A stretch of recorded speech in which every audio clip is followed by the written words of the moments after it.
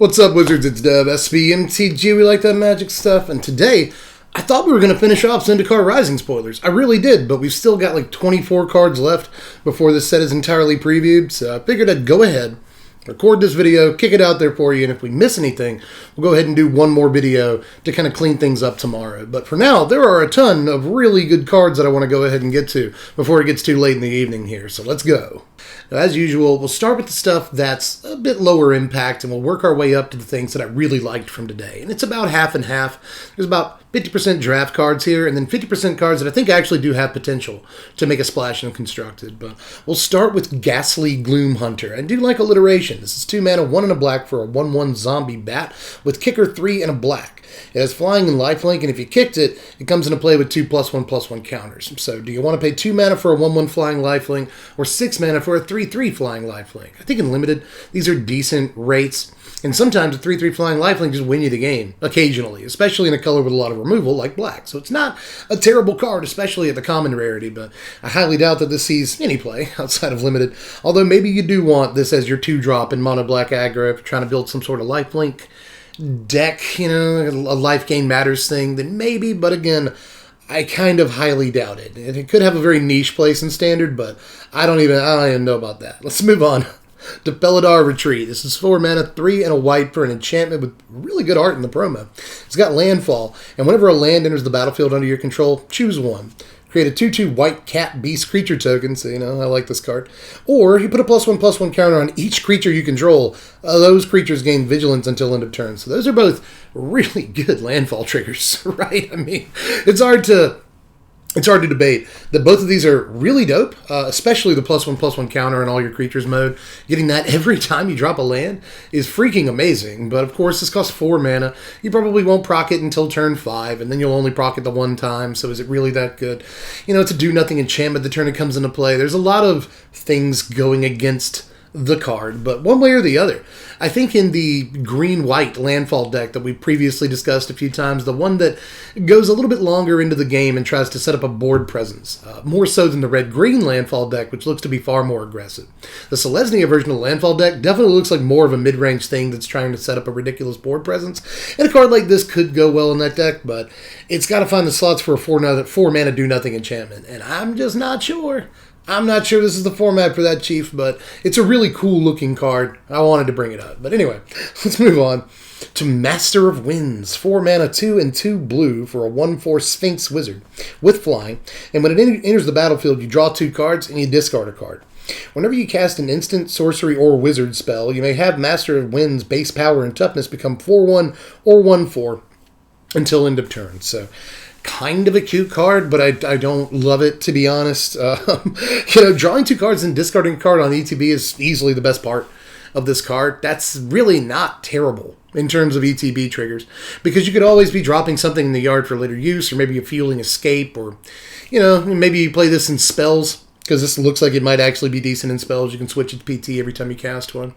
So that is, all this is cute, but I think it's probably too expensive for the Is It Spells deck, so I don't know about that, honestly. I think altogether this is too expensive for a lot of the decks that might want to play it, so I'm just not too sold on it. There is a cute combat trick where, you know, sometime during combat you can switch its power to 4/1, and if your opponent does anything, you know, cheeky as a combat trick to try to surprise you, you can play another, like, Opt or something and switch its toughness back to 4, and maybe that protects it. So there's some cute stuff you can do with it, but altogether I think that cute is the word that describes this card, so I'm not really too excited about it. So let's move on to Roost of Drakes. This is just 1 blue mana for an enchantment with kicker 2 and a blue.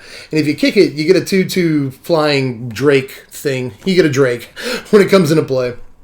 And then, whenever you cast a kick spell, you create a 2/2 blue blade creature token with flying, which is how I should have said it the first time.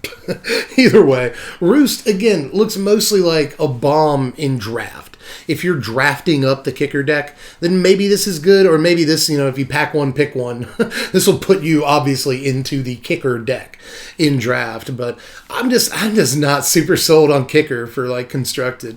I think there's going to be some kicker cards that make the Constructed environment. Absolutely, some of them look pretty decent, especially some of these, like, charms that we've seen in this set. Some of them look like they have real potential, but I don't think the kicker deck is going to be very good. in Standard. I'll go out on a limb and say that right now. I'm just not sure the deck is looking very good, even though there are some cool pieces for it, and this is one of them, but I don't know, y'all. I'm not sure how good that deck is, but in Limited, if you can get this and maybe like 6 other cards with Kicker, this is probably a dope thing to have, and even if you don't have a whole bunch of stuff with Kicker, it's still a 4-mana 2/2 flyer. It could be worse. Generates incidental value for you after it gets you the first flyer too, so I like it, but again, I think it's more of this is a card you build around in draft if you get it in that environment, and probably not something that really translates to Constructed, but willing to be wrong. Let's move on to Base Camp, which I want to be super excited about, but I'm not. This is just a land that enters the battlefield tapped, and you tap it for a colorless. Or you can tap it for a mana of any color that you can only spend to cast a Cleric, Rogue, Wizard, or Warrior spell, or to activate an ability of one of those creature types. Why does it enter tapped? How come this enters tapped? It's dumb. I think that all of the party decks are going to have to play this card, because a lot of those decks are looking to be rainbow, I think. You could just play like 2 or 3 colors, I think, and get away with it. But I think if you just want to go all in, you at least go 4 colors. So a card like this is necessary in the mana base, very likely. But it's really grinding my butthole that it comes into play tapped. I don't love that. But I'll move on. Even that card, again, I should be excited about it. The art's dope. That's cool, but I hate, God, it comes into play tapped and why. But anyway, I guess I didn't want another Caverner's Soul situation, but like, so I've seen so many people in my comment section lately saying they should just reprint that card, and they probably should have, but they went out and they printed Base Camp instead, and like, I guess it's fine. But I'll move on to Bayin Veil. I'm not sure if I got that right, but either way, this is 2 mana for an instant. Creatures your opponents control get -2/-0 till end of turn, and it's a land that comes into play tapped on the other side, and it creates blue. I guess it's fine, but I don't know how good this is, period, honestly, right? I mean, is this better than an island? In most cases, maybe. I don't think this is worth playing, honestly, in Constructed, and maybe not even in Limited. I'm not sure that stapling a land to it makes this effect playable, but if we see some kind of, like, Turbo Fog deck again, then maybe it considers this card, but that is it, Chip. I'm not sure that this really sees any other consideration besides that. But moving on, I guess the last card we'll talk about before we get to the stuff that I actually liked from today is Deliberate. This is right on the line between cards I didn't really care for and cards that I liked. I just think there's a lot of discussion around this card. First of all, first thing I'll say before I even tell you what the card does is that the wizard on the art, I think, is supposed to look like she's thinking, but she looks more bored than contemplative, which kind of describes my attitude around this card. Deliberate is 2 mana, 1 and a blue for an instant. Scry 2. Draw a card. So it's 2 mana preordained. That's one way of looking at it. But I think the real discussion is whether or not this is better than Omen of the Sea or Anticipate. The 2 cards I want to compare it to here. Omen of the Sea is obviously better in Yorion decks, and if you're playing decks that like care about enchantments, right, obviously Omen's better. Any deck that flickers or blinks stuff, you want Omen. But I don't think it's that cut and dry either, because there are going to be decks like, is it spells, for instance, that want to specifically put spells in their graveyard. So this counts towards those. That's important. There are other cards where instants and sorceries specifically matter. We just saw that new 3 mana instant that digs 6 cards for an instant or sorcery. You can find Deliberate off of it. You can't find Omen off of it. So that's important. This fuels Escape for a cheaper cost. It's only 2 mana to fuel Escape, whereas Omen is usually 5 mana to fuel Escape. So that's also something to think about. There are a lot of different like wrinkles in terms of what deck you're playing and which of these 2 cards you want to play. But then there's Anticipate as well. You know, some people are calling this a worse Anticipate. I'm not too sure about that, because with Anticipate, if you see 2 good cards, you have to put one of them on the bottom. With this, you scry, so if you see 2 good cards, you get to keep one of them, which is kind of nice. But Anticipate is the bigger dig, right? So it's kind of a tough call. I think it's right there with Anticipate and power level, but usually I would take the bigger dig. So I kind of like Anticipate over this, but it's kind of all a matter of preference, and to be honest, Anticipate doesn't even really see much play to begin with, so I'm not sure it's really a discussion even worth having. But I don't just want to say this is strictly worse than Omen or Anticipate, because there's a lot of different, situations in which this card could be better. But we'll start talking about the stuff that I really like today, with a card that's actually not very good. I just like it, and that's Rubble Fort. And I like the name Rubble Fort, too, because to me it sounds like an old English butler. Rubble Fort. This is 3 mana. 2 and a red for a 0/3 wall with Defender and Reach. Creatures you control have haste, so this is a Rhythm of the Wild, and this is what's going to replace Rhythm of the Wild at least. And I think this is really neat, and like a big red deck or something, we just saw that Minotaur that costs like 6 mana or whatever he costs. It's a lot. Maybe it's 5. I think it's 6. But either way, the guy that gives you extra attack steps. He's a 6/6. And that guy is much, much, much better with haste in most cases. So, I like this with that. There's a whole bunch of red creatures that I think are much better with haste. So, I kind of like this. I was really bummed that we weren't going to have a replacement for Rhythm of the Wild. A card that saw literally like no real play in competitive standard. But, I think that I just wanted the replacement for it so we could have something janky at 3 mana that has this effect. And it blocks kind of well. It's a little bit easier to remove than a Rhythm was, but it still can't be killed by a shock. That's kind of important in some metas. So, I don't think this will actually see play, but I was really excited when I saw it. So there. I can be excited about bad cards, like I am with Relic Vial. I'm excited about this, and it's probably bad. This is 3 mana for an artifact. You pay 2 and tap it and sack a creature to draw a card. And as long as you control a Cleric, Relic Vial has whenever a creature you control dies, each opponent loses 1 life and you gain 1 life. Super interesting, right? This replaces Cruel Celebrant. It's kind of our Blood Artist. Or Zulaport Cutthroat. Kind of interesting because Zulaport Cutthroat's a Zendikar card. And this is, I think, going to be our version of it in this set. It does cost 3 mana, and I hate it. I hate that. Thanks. I hate it. The mana cost on this is kind of prohibitive. You got this and Bastion of Remembrance at the 3 mana slot. So both of your Blood Artist cards cost 3 mana, and that's kind of expensive, especially when you also have to run Woe Strider in the deck. So really hate the mana cost on this, but everything else is cool, right? You get a Sacrifice Outlet and a Blood Artist on the same card, which is undoubtedly powerful, I think. Any deck can play it, so there's that, but not every deck's going to have access to good Clerics, so it's mostly going to be a black-white card. Which, Aristocrats is already mostly black-white. Although Aristocrats has mostly been black-red for the last year and a half here.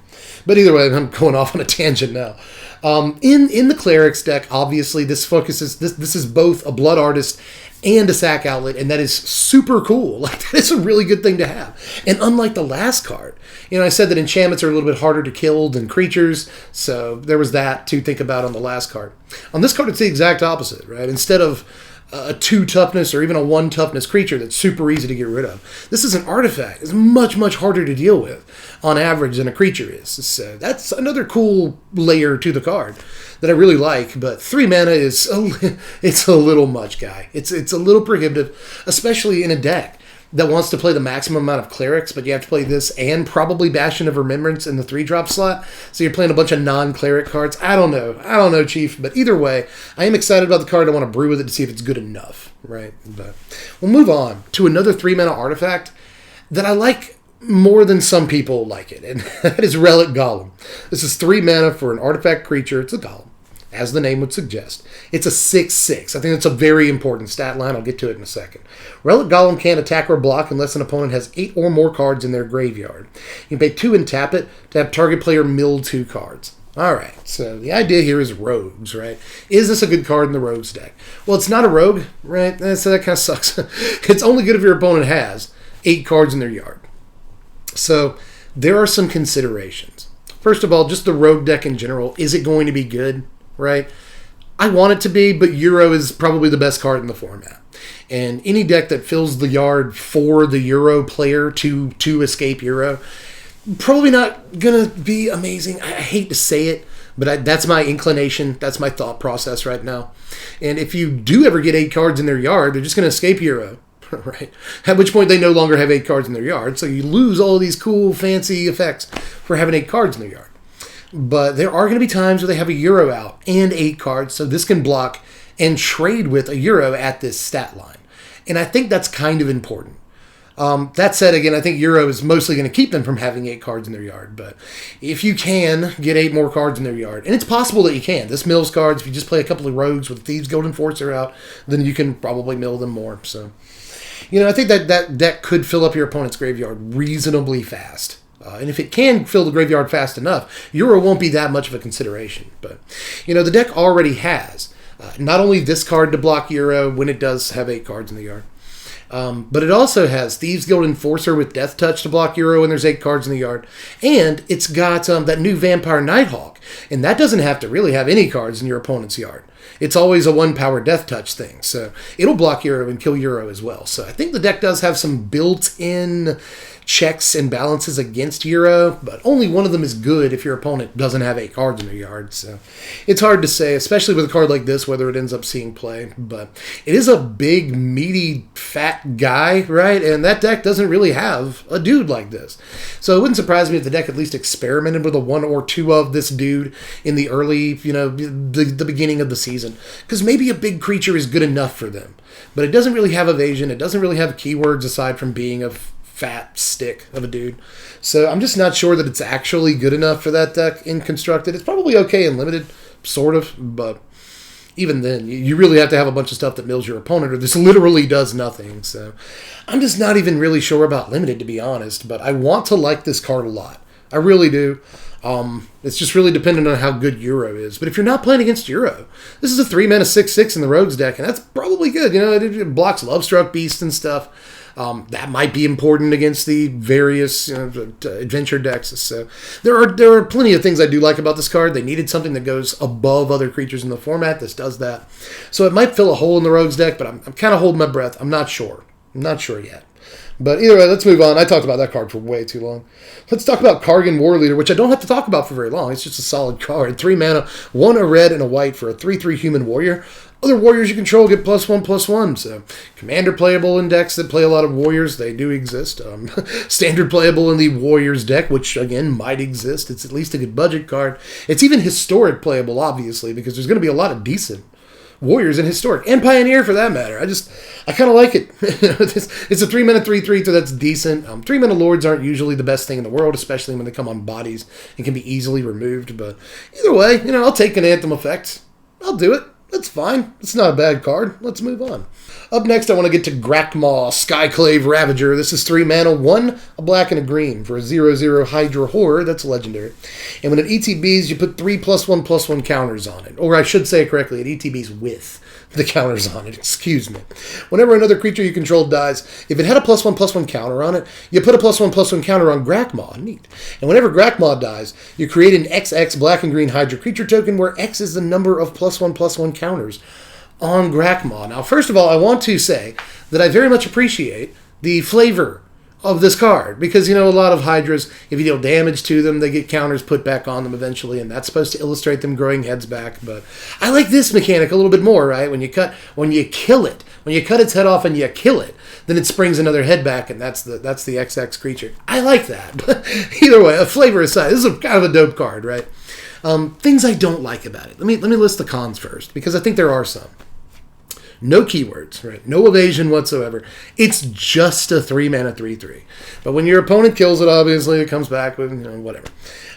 So there's that. But it does have, I guess it can grow in the +1/+1 counters deck. I think this might push that deck firmly into Abzan, because this is a dope card with Conclave Mentor. I can't deny that. So, looks pretty sweet in Abzan counters, or maybe even green-black counters. We'll try to make it work, but looks like a cool card. I do like creatures that replace themselves upon death, but one thing I don't like about it, another thing I don't like about it, kind of give it a review sandwich, right? Bad thing, good thing, bad thing, and then a good thing. Is that it's not technically a sandwich, but either way. Another thing I don't like about it is that it looks like it's good against Heartless Act, but it kind of isn't. Mostly because a Heartless Act can just remove the 3 counters that this gets when it ETBs. And then you don't get a creature. Like, you don't get the XX because it didn't die with counters on it. So that's a bit of a problem, too. Heartless Act is actually kind of ironically great against this, if they can Heartless Act it before you put any extra counters on it. But obviously there's a whole lot to like about this. If you can get it to like a 5/5 or a 6/6, then suddenly when it dies, it's like a worm coil engine. That seems kind of good to me. So I do like this card, and I think it's going to form the basis of the Abzan, or at least one of the cards that forms the backbone of an Abzan counters deck. But we'll see if Abzan has the mana to be a real deck or not in the upcoming format. At least it gets a Triome, but again, we'll see. But if it is, this card will be a very important part of it, and I do like the card. But speaking of +1/+1 counter-rific cards that are good with Conclave Mentor, here's Oren, Reef, Ooze right here. 3 mana, 2 and a green for a 2/2 Ooze that enters the battlefield, and you put a +1/+1 counter on a creature you control. So you can put that counter on the Ooze itself. You got 3 mana, 3/3. Whenever Oren, Reef, Ooze attacks, you put a +1/+1 counter on each attacking creature with a +1/+1 counter on it. There is the payoff, baby. That's ridiculous. You know, just turn 3 after a Conclave Mentor, this is kind of crazy a little bit. Either way, this actually looks really decent to me. Sometimes it's just going to be a 3 mana 2/2 that makes another guy bigger. That's not great. But just the attack trigger on this is amazing. Yes to this. This looks fantastic, just so you know. But let's move on to more good cards from today, like Glasspool Mimic. This is 3 mana, 2 and a blue for a 0/0 Shapeshifter Rogue. And you may have it enter the battlefield as a copy of a creature you control, except it's a Shapeshifter Rogue, in addition to its other types. And the other side of it is a land that taps for blue and ETB's tapped. This is quite good to me, right? It's a 3 mana clone that's restricted to only creatures you control, but that's okay, right? This won't replace the 4 mana thing that's leaving the format. Spark Double. Thank you, brain. God. Yeah, this won't replace Spark Double at all, but it is still a cool card to have. I always like clones. I'm always kind of a sucker for clones. And clones have proven to be decent cards, right? And sometimes you see a quasi-duplicate or two in a Simic deck here and there. Andre Mengucci has been a champion of the one-of quasi-duplicate to copy like Cavalier of Thorns in this format. So I could see something like this maybe being a thing. And sometimes you'll hit the land drop instead. So if you don't have anything to copy, right? But late in the game, if you have something amazing to copy, it's good. So like maybe. I don't know that this actually sees standard play, but clones always get a good mark in my book. Even if they don't see standard play, they're at least fun to brew with. That's my kind of card. So I like it. But we'll move on to, I guess, one of the best cards from the day. Yeah, now we're getting into really, really, really good stuff, y'all. Here is Null Priest of Oblivion. This is 2 mana, 1 and a black for a 2/1 Vampire Cleric with Kicker 3 and a black. It has Menace and Lifelink. And when it ETBs, if it was kicked, return target creature card from your graveyard to the battlefield. So, woo! That's really good at any point in the game, right? It's a little better than a Child of Night, for instance. At a 2 mana, 2/1 Lifelink, that's basically a Child of Night. But it's also got Menace. So in the early game, it's really difficult to block. It might be good against aggro, gaining you a little bit of life back. They almost never are able to block it. So that seems kind of good, right? But if you have the 6 mana for it, not only do you get the 2/1 Lifelink Menace, but you get another body. And that's usually going to be worth it if you can get like a 3-drop or better, right?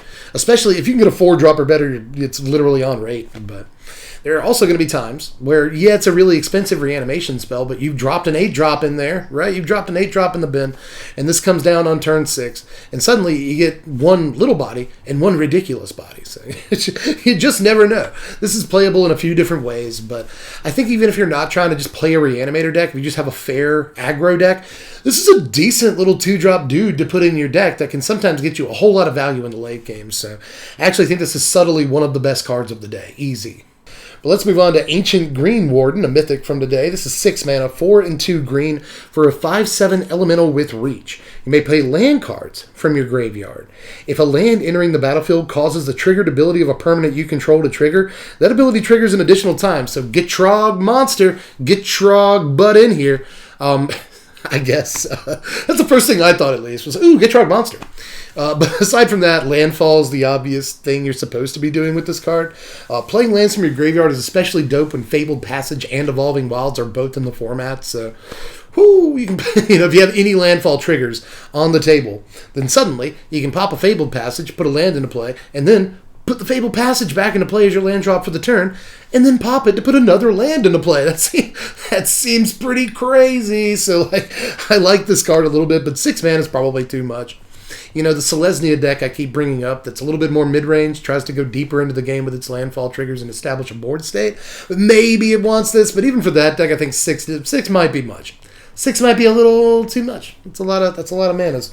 But I guess the stats are there. It's going to block everything with flying in the world and attack pretty well too. So I like the card, but 6 mana is a bit steep. Let me just say that. Now I haven't talked about Negate yet. Negate's back. Here's Negate. Honestly, y'all, I was a little bit disappointed for once. Negate's been in Standard for like 35 years at this point. It feels like to me, and I just kind of glad that Negate wasn't going to come back. But here's Negate. I was looking forward to at some point in the future there being a Standard with no Negate, but here we are. Negate's back, so it's still a good Fae of Wishes target, I guess. Whatever. I don't know. I want to be happier about this, but it is a really powerful card. it's proven that time and time again. Negate's good, so it's in this half of the video. But let's move on to Shadow's Verdict. Kind of like this card. Even though I don't want to, I kind of do. This is 5 mana, 3 and 2 black for a sorcery.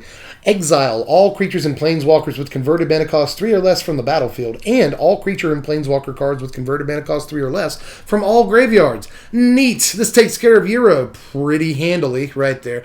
Often before they can escape it, but not always. But if it is after they escape it, it still gets rid of their Euro, right? And exiles it forever. This is kind of interesting compared to both Extinction Event and Ritual of Soot, right? It costs 1 more than Ritual, but it does literally the exact same thing, but it also hits Planeswalkers and exiles. And it also hits graveyards, so it's just like, in some ways, way better than Ritual. But the thing with Ritual is that it's a 4-mana sweeper, meaning that if you're on the play against mono red, you can actually cast it before you die.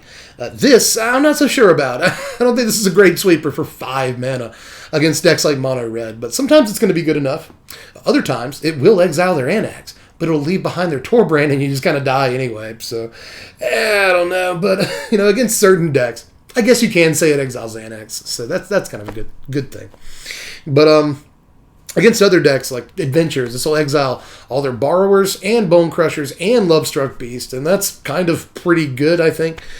If you catch them with all their mana, tap down, or at least, they don't have 2 mana up and cards in their hand. You get their Fae of Wishes, too, if it's on the table, so that's kind of good. And obviously against the various and sundry Euro decks, it tags Euro. And it will also get rid of, any various mana dorks they have laying around. If Kroxa becomes a deck, this will take out Kroxa and Lurrus and everything in between, right? Takes out Archfiend's Vessel before it has a chance to come back to the table. So there's a lot of cool things that this does do in the meta, and I expect us to at least see sideboard play for what that's worth, because it answers Euro so cleanly, and we needed those kind of answers. But let's move on to one of my favorite cards of the day, because I am completely shameless in how much I want this deck to be good. Let's look at STT Soaring Thought Thief right here. 2 mana, a blue and a black for a 1/3 human rogue with flash and flying. As long as an opponent has 8 or more cards in their yard, rogues you control get +1/+0. Cool. And whenever 1 or more rogues you control attack, each opponent mills 2 cards. So every attack step, you're going to get some mills. And there's going to be plenty of attack steps where you don't have the +1/+0 like Anthem effect going into the attack step. But once you do attack, you'll mill 2 cards. You'll get the bonus. So that's kind of neat. Turn 2 after a Thieves Guild Enforcer on 1. This doesn't buff the Enforcer or anything immediately, but it shouldn't be too hard to get 8 cards in your opponent's yard, especially with all the new 1-mana rogues that we've seen. Once you get a Thieves Guild Enforcer down on turn 1, you can play 2 1-drop rogues on turn 2, and then turn 3 play this guy, and you are really close to being able to get this bonus. Note that it's not other rogues either. It gives itself the bonus, so it's kind of a 2/3 flyer sometimes. It has flash, very important for the rogues deck, so they just pushed this card to the moon and gave the rogues deck everything they needed in one piece, right? Their creatures get a little bit bigger, and they play a lot of very small creatures, so sometimes it's hard for them to close with damage. This card allows them to do that, while also strengthening the mill plan too, and making cards like Drown in the Loch way better. And I actually think that making Drown in the Loch good is going to be one of the secrets to the rogues deck, success or failure. If it can make Drown in the Loch good in this format, it's probably going to be a good deck. But if Euro is too strong of a card to make Drown in the Loch good, then the deck's probably not going to be good. At least that's my thinking on the subject. But either way, this makes your rogues deck, far more potent in terms of being an aggro deck, but also mills your opponent more. And that's just, again, everything the deck needed. Flash, evasion, it has flying, so yeah, just everything, right? Again, evasion's going to be important for what's his name, Zerathcel, whatever his name, this guy on screen. Evasion's going to be important for making sure you can ninjutsu that guy into play. So the card just does everything the rogues deck wanted, and I'm very excited they got a piece like this, because this is the dang old glue. But oh boy, new card alert, they just spoiled some cards as I reloaded Mythic Spoiler while I'm recording this video. So this will be the first time I'm reading some of these cards ever. So let's look at Skull Smash Attacker right here. That's a name. It's 3 mana, 1 and 2 red for a 4/3, trample haste with kicker 2. And if you kicked it, it enters the battlefield with a +1/+1 counter. At the beginning of the end step, if it has no +1/+1 counter on it, return it to your hand. Okay, so it's kind of a, Viashino Sandstalker? Except it's better in a way than Viashino Sandstalker. and I love Viashino Sandstalker. This is also kind of ball lightning-y, given that it has both trample and haste. So I think this actually is probably good enough. If you cast for 5 mana, it sticks around as a 5/4 with trample and haste. So like that's not bad. There's going to be plenty of times where you choose to play this without the kicker because it comes back to your hand and is protected from like sweepers and sorcery speed removal. This might actually be a really important card for getting around like Shatter the Sky and other sweepers and stuff. I think this is actually like super dope, y'all. I'm pretty sure this is good. Will it see play in a format that also has access to Anax and Mono Red doesn't want to play too many 3-drops? Maybe, but like I think you probably play this over Phoenix of Ash if you're looking at 3-drops. So I actually really like this. Again, first time I'm reading it, but I actually think this probably has the legs to get there. It is yet another thing that helps those decks play against sweepers. So that's good. I think that's quite good. By the way, it's a giant too, so that might actually, you can play it in the Boros Giants deck so it doesn't get swept away by Realm Cloak Giants. So that's a consideration. But anyway, let's look at Nimble Trap Finder right here. This is 2 mana, 1 and a blue for a 2/1 human rogue. Uh-oh, watch out. Nimble Trap Finder can't be blocked if you had another cleric, rogue, warrior, or wizard enter the battlefield under your control this turn. At the beginning of combat on your turn, if you have a full party, creatures you control gain, whenever this creature deals combat damage to a player, draw a card until end of turn. Holy crap. It's probably good. I'm not sure how often you're going to have a full party, and I think that blue is maybe the color the party deck wants to cut out if it cuts a color out, but now I'm not so sure, right? This is pretty good 2-drop. But in the rogues deck, I like it especially. Again, good form of evasion here. Decent, recurable damage every turn. If you play a rogue every turn, then you're going to get an unblockable attack step with this in every turn. That's great. Especially, usually you're probably not going to play a rogue every single turn, but, you probably will play a rogue on turn 3, 4, and possibly even 5. You'll probably play extra rogues. Of course, playing more than one rogue doesn't really benefit this at all in a given turn, but either way, it's going to be unblockable for at least a few turns after it ETBs, so it's, free damage if your opponent doesn't deal with it. And again, it's something with evasion, so you can ninjutsu in Zareth. What's his name? So I don't keep saying his name wrong, you guys. Tell me in the comments section. But anyway, the legendary, 5 mana rogue that ninjutsu's in for 4 and reanimates a creature from your opponent's yard. That guy. This could be really, really good with that if that's what you want to be doing. And I think you probably do want to play a couple of copies of that guy in the rogues deck, honestly. At least in the board. But I do like this. I mean, recurable damage. That could at least be good in a tempo deck that plays a lot of rogues. So, and I think that rogues basically is a tempo deck. So, kind of really like it. Kind of really do like this. So, there's that. But let's look at Thundering Spark Mage, I suppose. This is 4 mana, 3 and a red for a 2/2 human wizard that enters the battlefield and deals X damage to target creature or planeswalker, where X is the number of creatures in your party. So, a 4 mana 2/2 that pops for 1 damage when it ETBs. Probably not good enough, but in limited, if you have 2 creatures in your party, it becomes much, much better, right? But that's pretty much all there is to that. So let's look at Marauding Blood Priest, which does not have very good resolution, and I apologize for that. But it's a 3 mana, 2 and a black, 3/2 vampire cleric. Whenever you gain life, each opponent loses a life. So yay, it's both a vampire and a cleric. So again, 2 good creature types. Could go in vampires because that deck wants to gain life, but could also go in clerics too because that deck too wants to gain life. This is actually really cool. Adding on to any of these pings, there's already a 2 mana cleric that whenever a cleric dies, I think that's what it is. Whenever a cleric dies, you gain a life and your opponent loses a life. So this doubles up the life loss from that effect. Same thing with Bastion of Remembrance, doubles up the life loss from that. So really actually kind of sweet card that I'm going to try to make work. But again, that deck can't play all the 3-drops in the world. But maybe the Clerics deck does want this. I can't wait to find out because it's really cool.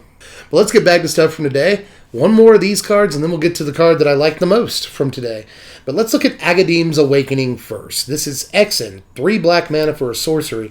Return from your graveyard to the battlefield any number of target creature cards that each have a different converted mana cost X or less.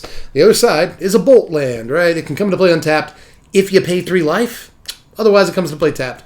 Taps for black. So it's the final one in this cycle of cards, and I think it's one of the better ones, honestly. This is kind of a Grim Menagerie for 1 more mana when you play it for X equals 3.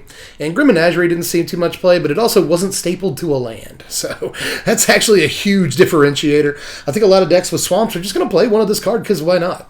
Why would you just not play one of these cards? Especially if you have enough creatures that fit the bill, right?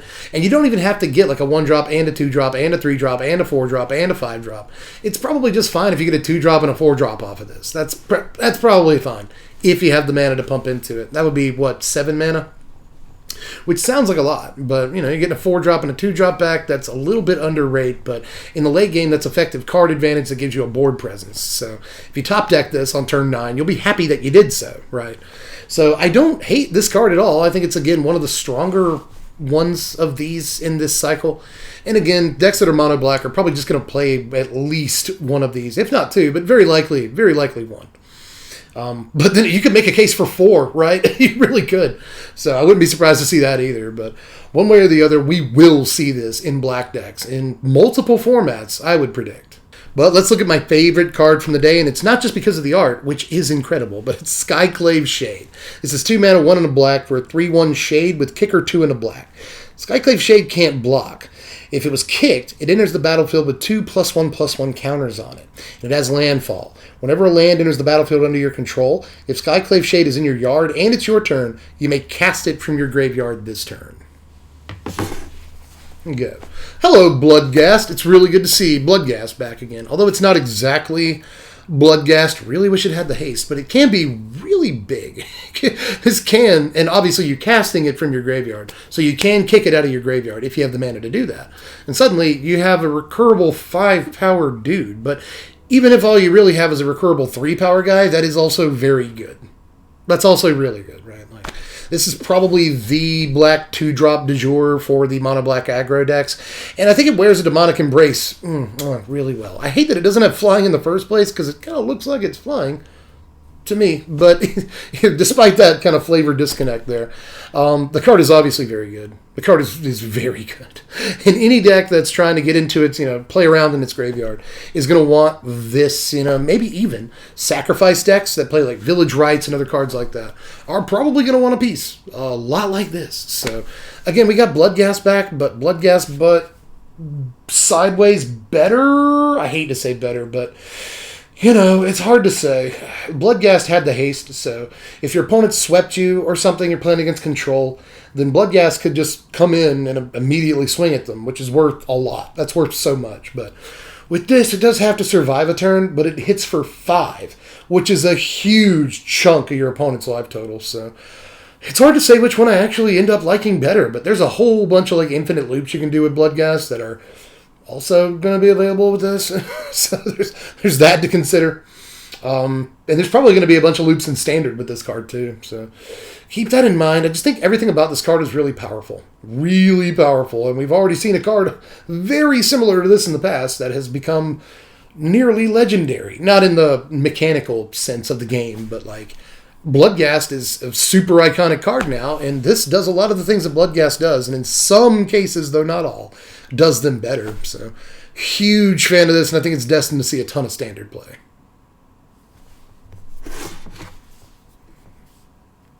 So that's all the spoilers from today. Now, from where I'm sitting, there's still 15 cards left in the set to be previewed. So we'll get back on camera tomorrow. We'll discuss the rest of the cards in the set, and we'll clean this thing up. But aside from that, there's lots left to be done on this channel. We got to do the top 10 sleepers in the set, probably top 20 or 25 cards in the set before it's all said and done. We got to talk about what decks we're going to be doing in this format, right, and how to build them. We're going to be doing deck techs very, very soon. So If you're not a member of the Patreon, get in there, patreon.com/SBMTG, $1 a month, and you can vote on what decks we do in the upcoming format and what other content we do, as well as what we do over on Twitch. Vote on that as well. So a lot of value for being a $1 patron. Highly recommend it. Link in the description. Aside from that, check me out on Twitch at twitch.tv/SBMTGDev, or again, hit the link in the description. I will be streaming a couple of times this week, going into my thoughts on what decks I want to build in this season. Again, how to build them and all that. If you want to catch any of that discussion, and actually, I do discuss. I talk to my chat a lot on Twitch. So if you want to engage, then, head on over there. Follow me. Following's free on Twitch. And we'll do some talking. We'll do some talking this week about how we're going to build these decks in the upcoming format, and whether or not this set is truly going to bring it up to the standard environment to change what we expect to see in this format. So get over there, follow me, and check me out, and blah, blah, blah. But there's plenty of YouTube stuff to come. Don't worry. I got a lot of videos coming up on this set. So do all this stuff, like, subscribe, share it, blah, blah, blah. And I personally will catch you guys later. I'm Deb from The Place. Thanks for watching, my wizards. Spread love and be kind.